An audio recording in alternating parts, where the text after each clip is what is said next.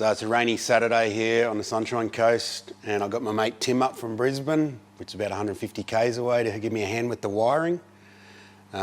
Tim runs a mobile business out of Brisbane, just wiring all computers and just general automotive stuff.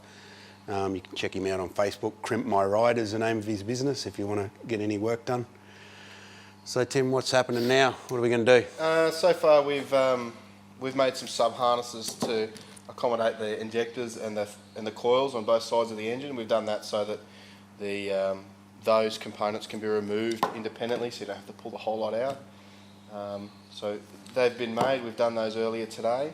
The next thing we need to do is mount the ECU, get all the wiring necessary for the engine bay through the firewall, and then we need to start terminating things like the TPS, the idle control, water temperature sensor, air temperature sensor, all those things that the ECU needs to run the engine. Cool. So it's pretty minimal on this car because we're not doing anything fancy. Just got the single crank angle sensor as we discussed earlier in earlier episodes.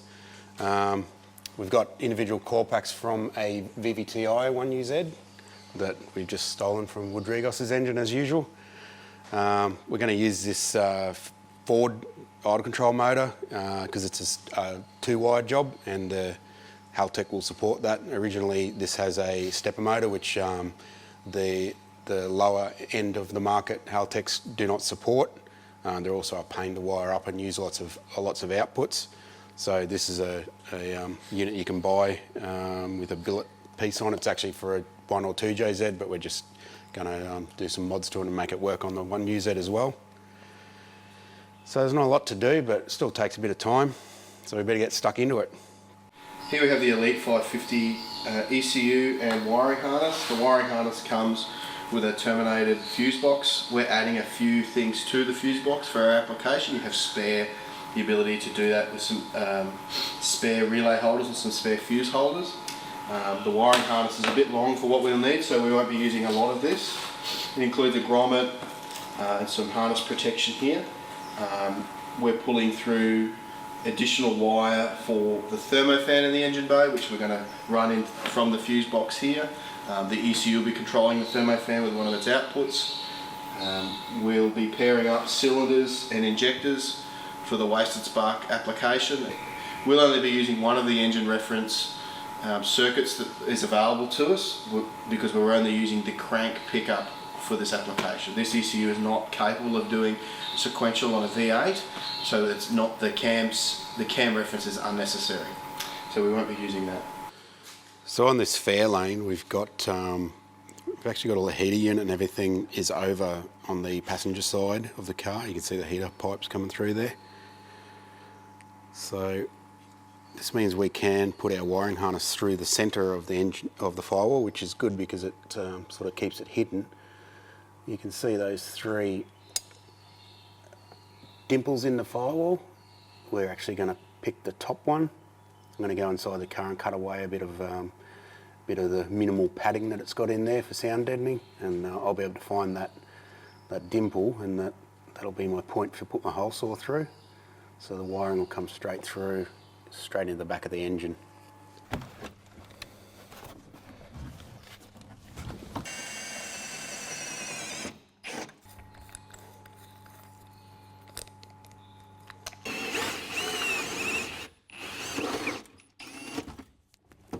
Money shot. This is a battery post. We actually want to run the battery cable inside the car and then bring it through a firewall hole. So this is like a bulkhead fitting for the battery post.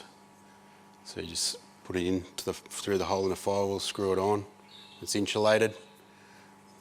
Main cable on that side. Alternator, starter motor, main power supply to the car. Then clips onto here, and also our main power supply to our fuse box for the Haltech.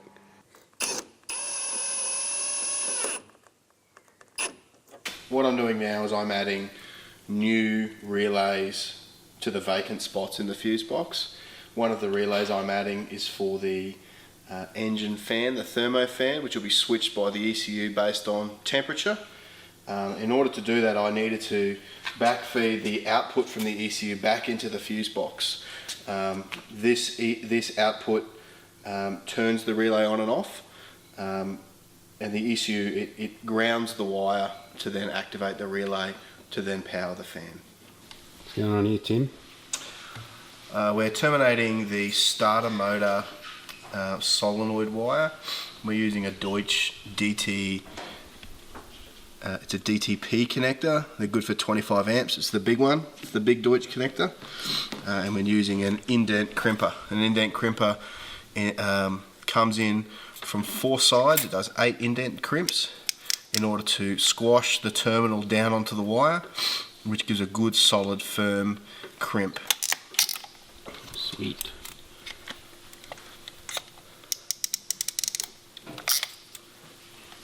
Once you've crimped the terminal, it's time to just add it into the connector.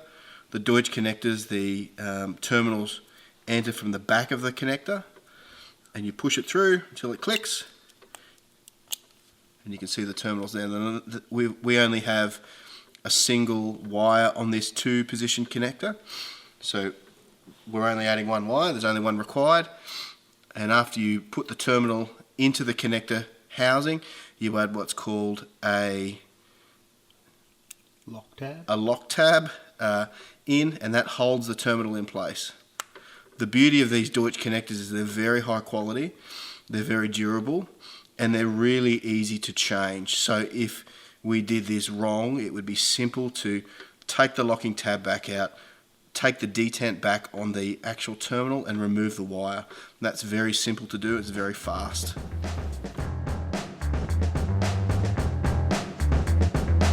Starting at the fuse box, Tim covers the loom with some flexible sleeving and secures it with some heat shrink. A grommet is also placed on the loom where it will protrude through the firewall. All the wires from the loom are branched off into their specific locations and cut to the correct length before being terminated.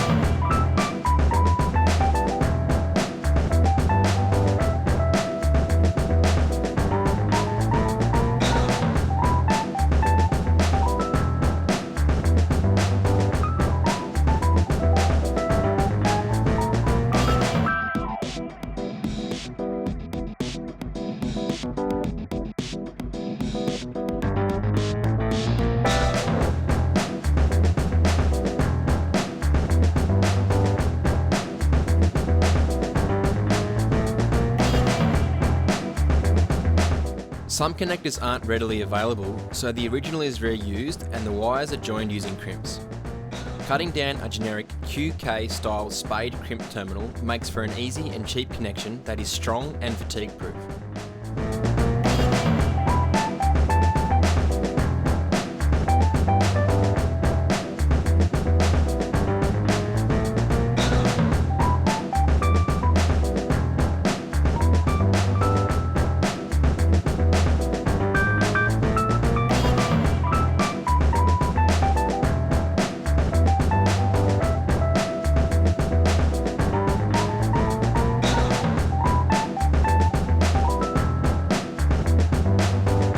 After all the wires have been terminated, the bare wiring is wrapped in loom tape.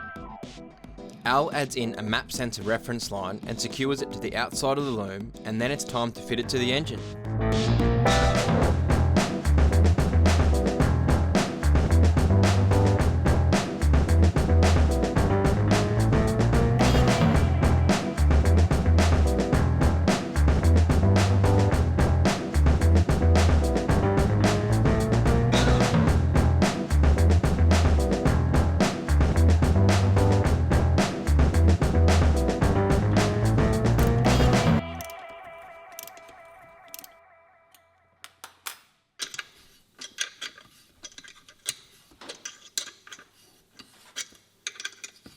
What's going on there, Al?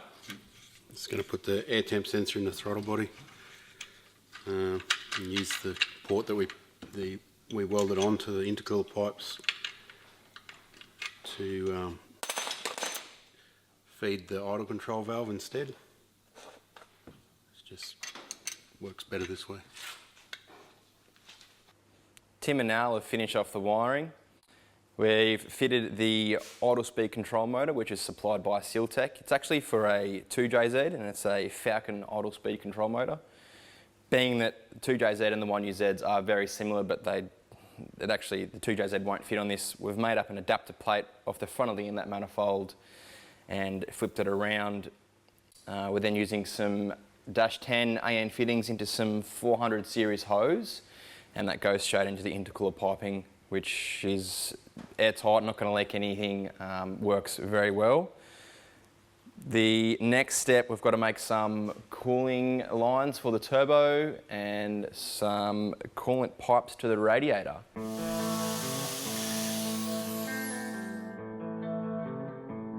We are using some -6 100 series hose for the cooling lines to the turbo. The cold water feed is supplied from the side of the block and returned back into the water bridge between the two heads.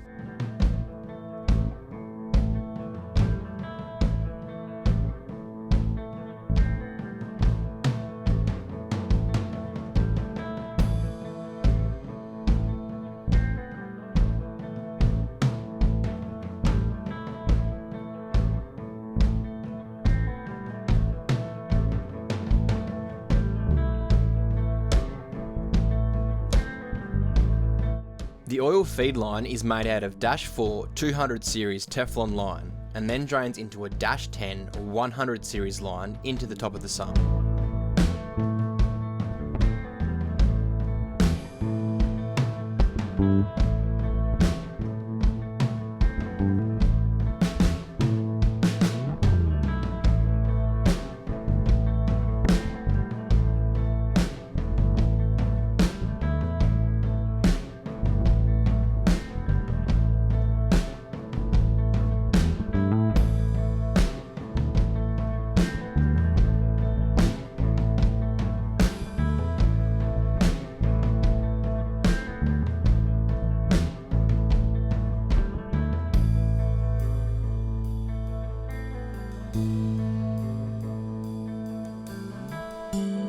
While Al is sorting out the radiator pipes, I grabbed an alternator bracket from an RB25 and modified it to use on the 1UZ.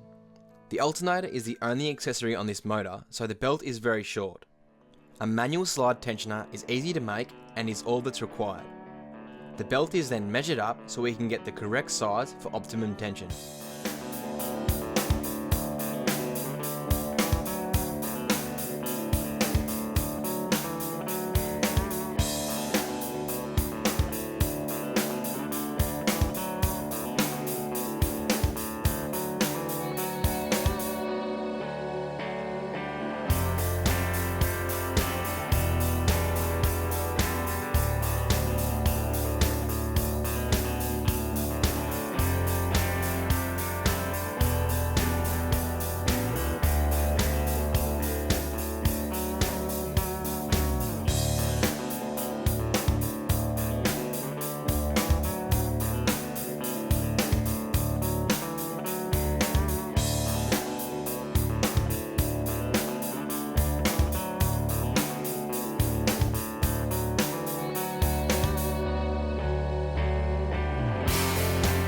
With the fan mounted and the radiator in for good, Al fits the freshly fabricated radiator pipes, which have been made out of 38mm stainless tube that gives us the complex shape we need and also looks very neat in the engine bay.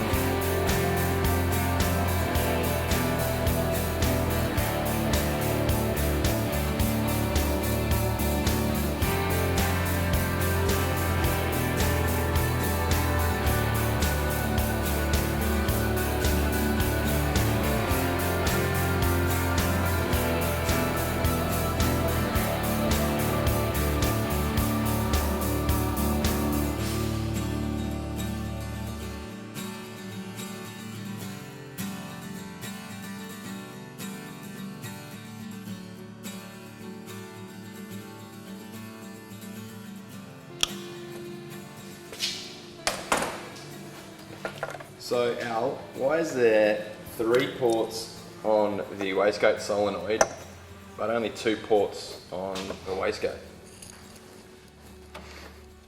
The solenoid's bleeding off air that would normally go to the bottom port of the wastegate to actuate it, to open it. So it's basically just bleeding off a certain amount of air, so the wastegate only sees its own wastegate actuator pressure, which is, I think it's about 8 pound on this one. So you can bleed it up to 15 pound or whatever by this solenoid pulses and bleeds a certain amount of air coming from the compressor, from the intake system away. So you then get a higher boost pressure. So it's kind of fooling the wastegate's mechanical spring control. So you got pressure in, pressure out, and then the third one is the bleed. That's where the air is released.